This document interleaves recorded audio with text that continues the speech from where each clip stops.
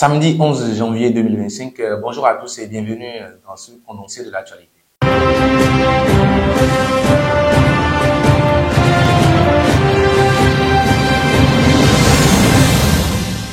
On en sait un peu plus sur le crash de l'hélicoptère intervenu à Saint-Dié-des-Noms, dans la commune de Zé, ce vendredi 10 janvier 2025.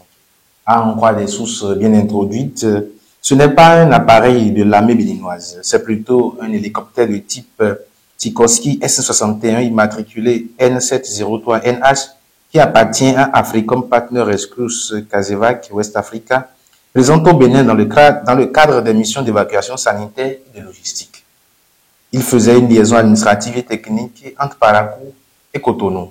Après un décollage à 7h58 de Parakou, au cours de son vol, un problème technique a obligé l'appareil à faire un atterrissage d'urgence à Bonou, dans le village de Nyawizoumé, à 9h20. Dans le même temps, une équipe technique s'est envolée de Parakou à bord d'un hélicoptère du même type immatriculé N761HG de la même structure. Elle avait pour mission d'assurer la remise en vol de l'hélicoptère en panne. Après réparation, cet hélicoptère a repris le vol vers Cotonou à 15h28. Mais à la hauteur de Zé, dans l'arrondissement de Saint-Dié-des-Noms, les problèmes techniques de l'appareil ont repris et ont contraint cette fois-ci l'équipage à un crash à 15h40. Les 4 membres d'équipage, constitués de citoyens américains, sont sortis indemnes de ce crash, précisent les mêmes sources. L'appareil ainsi endommagé fera l'objet d'inspections techniques. Une commission d'enquête technique, bien évidemment, sera mise en place par les structures compétentes de l'aviation civile à Pranton. On quitte le Bénin, direction à présent la Côte d'Ivoire où le président Alassane Ouattara maintient toujours le suspense sur sa candidature à l'élection présidentielle de 2025.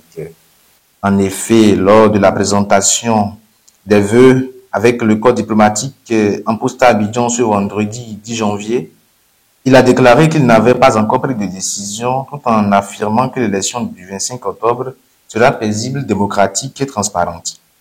Des déclarations qui suscitent pour l'instant un certain scepticisme au sein de la classe politique.